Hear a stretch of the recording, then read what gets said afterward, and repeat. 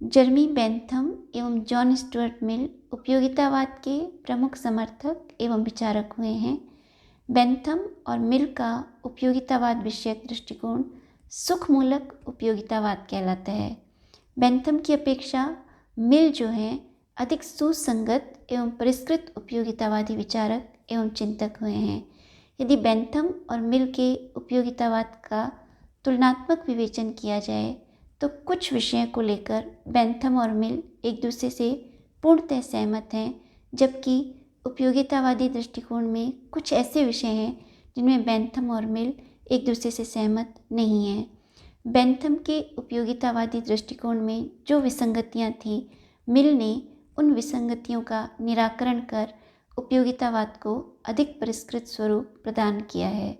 यद्यपि जर्मी बेंथम और John Stuart Mill दोनों ही सुखवाद के आधार पर उपयोगितावाद का समर्थन करते हैं, इस कारण उनका उपयोगितावाद विषयक दृष्टिकोण सुखमूलक उपयोगितावाद कहलाता है। बेंथम और मिल एक दूसरे से इस बात पर सहमत हैं कि मनुष्य के समस्त कर्मों का प्रमुख प्रयोजन जो है सुख है।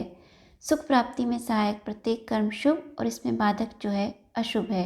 वही कर्म शुभ है जो अधिकतम व्यक्तियों के अधिकतम सुख या हित में सहायक है। जो अधिकतम व्यक्तियों के अधिकतम सुख या हित में बाधक है वह अशुभ है।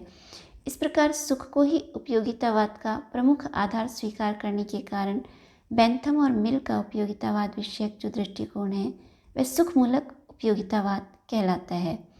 बेंथम और मिल सुख को ही स्वतः साध्य शुभ और वांछनीय मानते हैं। बेंथम के मतानुसार सुख ही जो है मनुष्य के समस्त कर्मों का प्रमुख प्रयोजन है। सुख के अतिरिक्त अन्य जितने भी भौतिक संसाधन या भौतिक वस्तुएं हैं, मानसिक अवस्थाएं हैं, सद्गुणमय जीवन या जो चारित्रिक उत्कृष्टता है, वे सुख प्राप्ति के साधन मात्र हैं।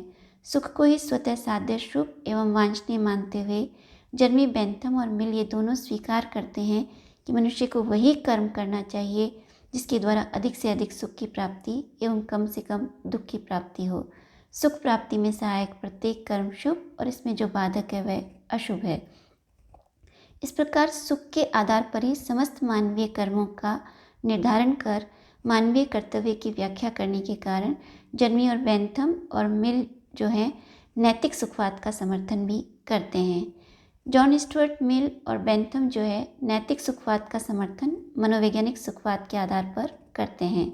बेंथम और मिल के मतानुसार मनुष्य सुख प्राप्ति की इच्छा से प्रेरित होकर ही विभिन्न कर्म करता है, अर्थात मनुष्य की स्वाभाविक प्रवृत्ति ही ऐसी है कि वह उन्हीं कर्मों की ओर प्रवृत्त होता है जिसके द्वारा उसे अधिक से अधिक सुख की प्राप्ति एवं कम से कम दुख की प्राप्ति हो। जर्मी बेंथम और जॉन स्टुअर्ट मिल इस प्रकार उपयोगितावादी दृष्टिकोण अर्थात उपयोगितावाद के सुखमूलक दृष्टिकोण, नैतिक सुखवाद और मनोवैज्ञानिक सुखवाद को लेकर एक दूसरे से सहमत हैं। नैतिक सुखवाद का समर्थन दोनों विचारक मनोवैज्ञानिक सुखवाद के आधार पर करते हैं, किंतु बेंथम और मिल के उपयोगितावाद में कुछ मूलभूत अंतर हैं जो इस प्रकार हैं। जहाँ बेंथम सुखों में मात्रात्मक भेद स्वीकार करते हैं। बेंथम के मतानुसार समस्त मानवीय सुख जो हैं एक समान ही हैं, उनमें कोई गुणात्मक भेद नहीं है। बेंथम शारीरिक और मानसिक सुखों में कोई अंतर नहीं करते। बेंथम के मतानुसार मात्रा समान होने पर सभी सुख, चाहे वह कविता का सुख हो या अच्छी शारीरिक सुख हो, समान है। किंतु मिल जो है बेंथम के इस मत से सहमत नहीं है।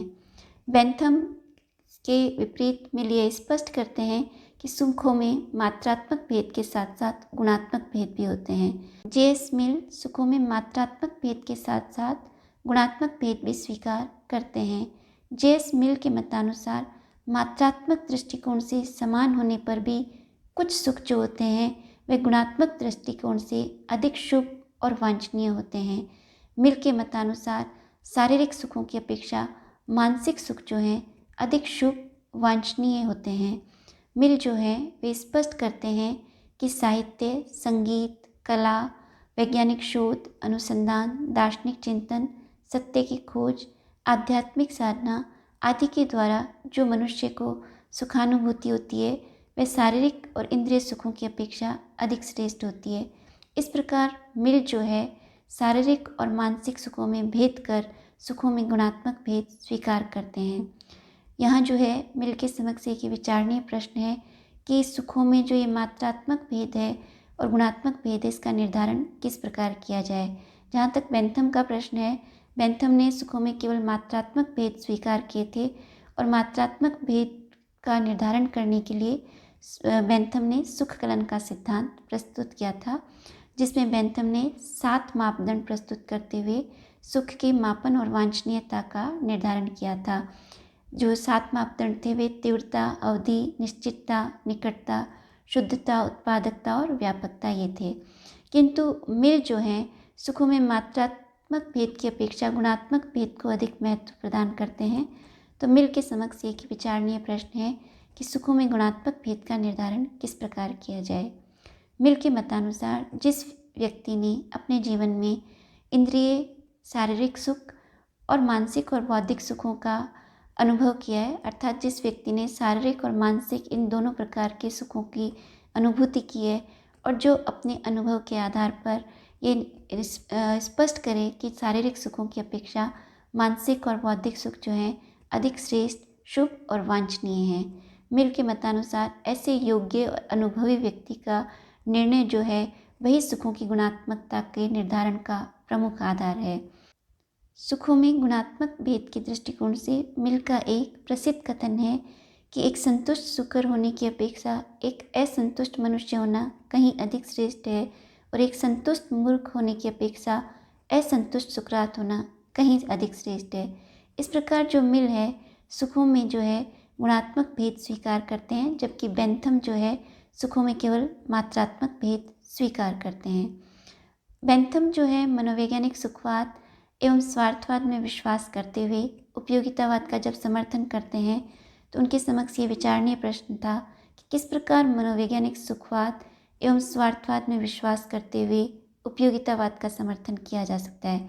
बेंथम ने इसके लिए 4 प्रकार के दबाव स्पष्ट किए थे: भौतिक, सामाजिक, राजनीतिक और धार्मिक दबाव। मिल जो है ये 4 प्रकार के दबाव के साथ साथ एक 5वां दबाव स्वीकार करते हैं, जिसे वे आंतरिक दबाव कहते हैं। मिल के मतानुसार इन 4 बाह्य दबावों के द्वारा मनुष्य को कभी भी अधिकतम व्यक्तियों के अधिकतम सुख या हित के लिए प्रेरित नहीं किया जा सकता। मिल के मतानुसार इन 4 दबावों के अतिरिक्त मनुष्य के अंदर एक आंतरिक दबाव होता है जो मनुष्य की सामाजिक भावना या परोपकार की भावना पर आधारित होता है। मिल के मतानुसार मनुष्य पारस्परिक सहयोग और सद्भाव से सामाजिक व्यवस्था के अधीन रहता है और इस सामाजिक व्यवस्था के अंतर्गत ही मनुष्य के अंदर एक प्रकार की ये आंतरिक भावना या परोपकार मूलक वृत्ति होती है कि जहाँ वह व्यक्तिगत सुख की अपेक्षा अधिकतम व्यक्तियों के अधिकतम सुख या हित को अधिक महत्व प्रदान करता है। मिल के मतानुसार ये आंतरिक भावना जो है वह मनुष्य को अपने व्यक्तिगत सुखों के त्याग कर अधिकतम व्यक्तियों के अधिकतम सुख या हित के लिए प्रेरित करती है।